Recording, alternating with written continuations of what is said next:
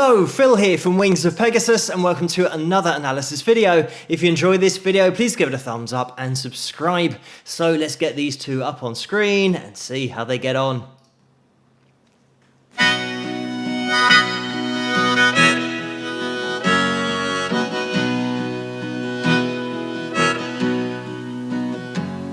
In the chilly hours and minutes of uncertainty, I wanna be in the warm hold of your loving mind, to feel you all around me and to take your hand along the sand. But I may as well try and catch the wind. When the sundown pales the sky, I wanna hide a while behind your smile.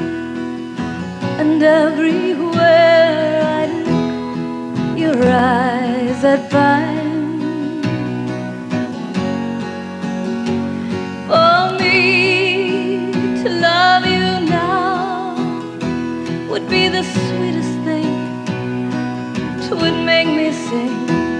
But I may as well try and catch the wind.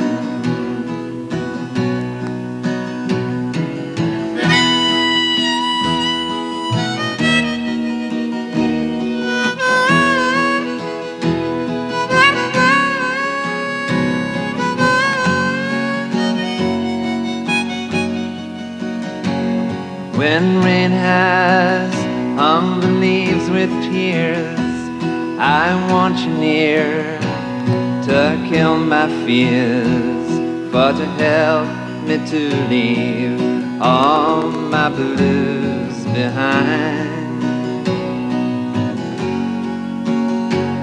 For standing in your heart is where I wanna be, and I long to be. But I may as well try and catch. I may as well try and catch. I may as well try and catch the wind.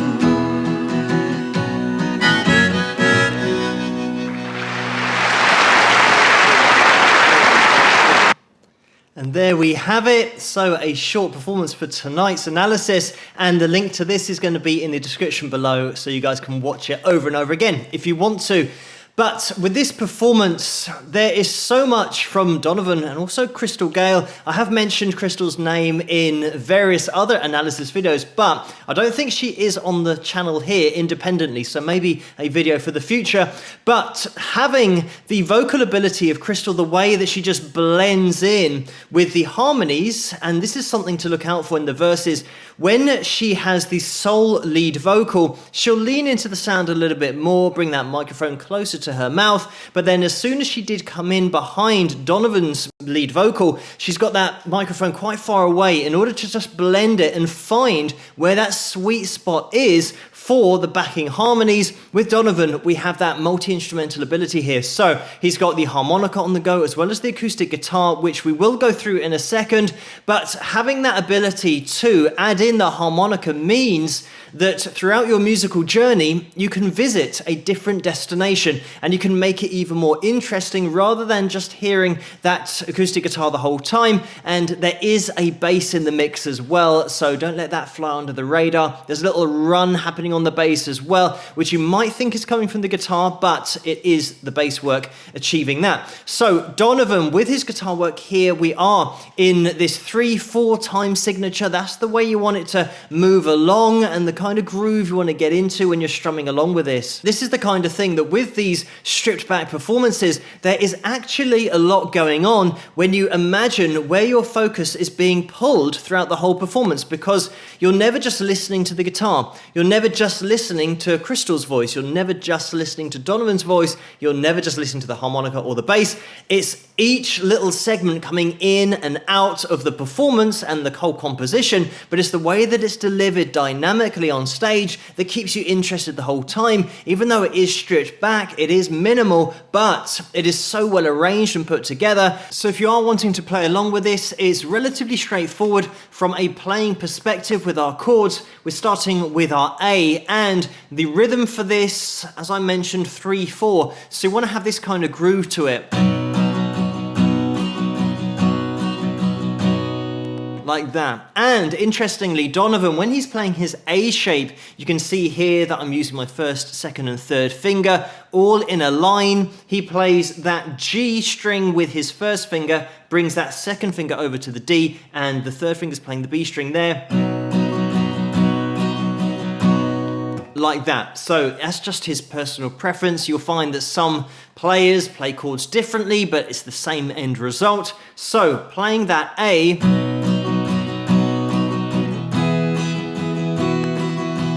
we've then got a little shift over to a D and then a D sus2, so D.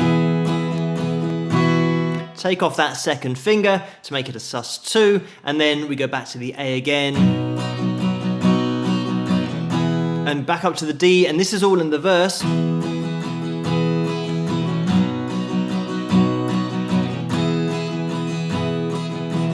And you're just going to be going from one chord to the next. Towards the end of the verse, we then have our A, D, E, A, D, and there's a little E to E minor that is thrown in there by Donovan, and that is literally just taking your first finger off and then placing it back on when you're playing your E chord. And then he gets back into the A. As you would have noticed, I've got my capo on the second fret here. Standard tuning as well, so that's all straightforward. With the rhythm, if you are new to getting that right arm going, this is something that you really want to work on to improve your rhythm playing. Just letting that right arm go with downstrokes and then put in the upstrokes. Like that. And with this approach, because we're counting in threes, it means that we're going 1, 2, 3, and that would be the end of your bar. If I'm putting in the upstrokes, 1, 2, 3, like that. And the upstrokes are ands. So for this particular sequence that we've got going on, we're going 1, 2, and 3, and 1, 2, and 3, and. So you've just got that gap between 1 and 2, and then you're playing all of the other strokes that you can fit in, the numbers and the ands. So we've got 1, 2, and 3, and change, 2, and 3, and 1, 2, and 3, and 1, 2, and 3, and 1. Like that. That's what you want to get into doing. Of course, with the song, you want to make sure that you're going 1, 2, and 3, and 1, 2, and 3, and 1, 2, and 3, and 1, 2, and 3, and 1, 2, and 3, and 1. And spending enough time on each chord, because in that verse, it is going to be 2 bars per chord. Just to throw in here quickly as well, there are a couple of extra chords underneath the harmonica solo. We go from the D. That's an E flat minor.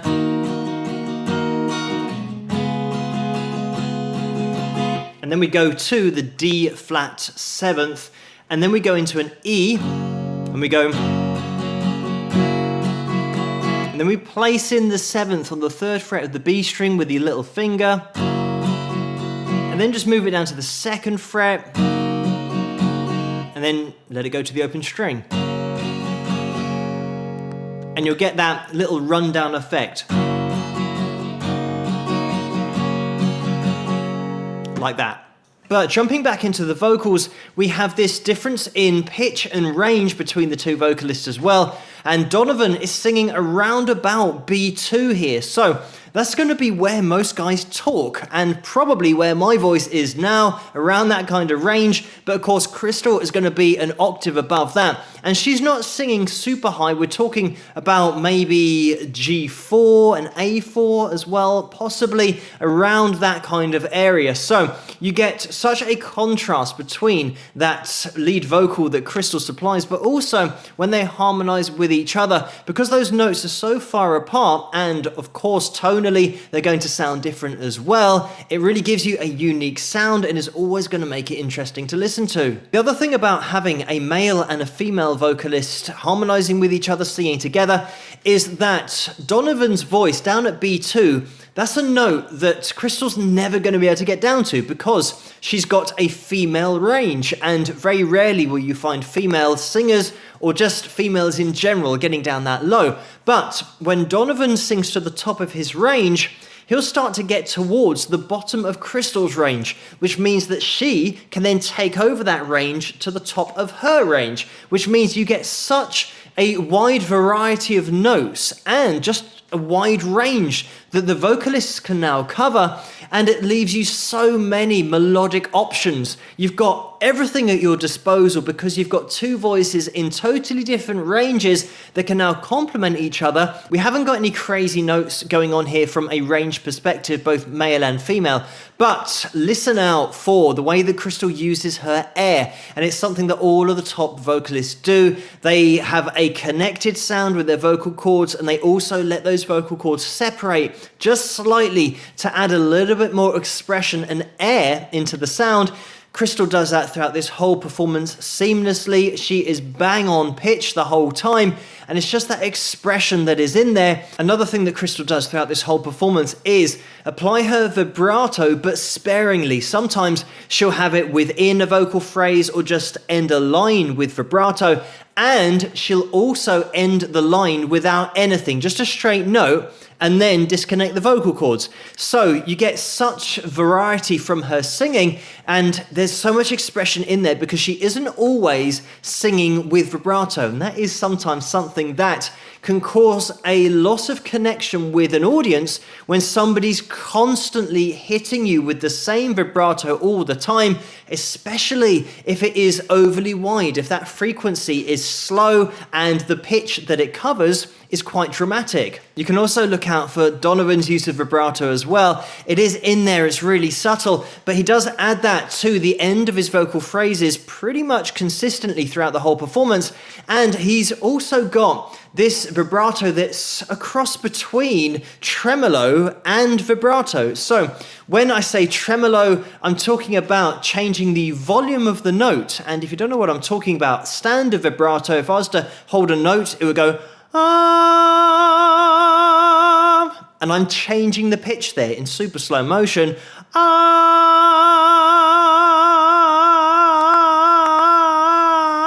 You can start to hear it change in pitch.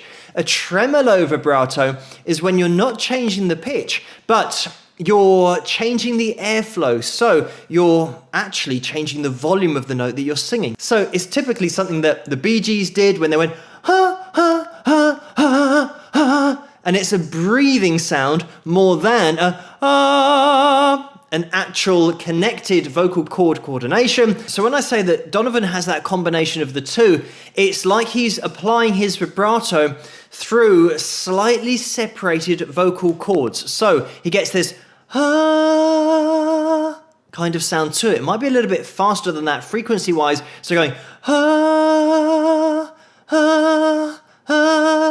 like that. It's such a subtle but easy on the ears way to apply vibrato. He's never gonna start ending his lines by going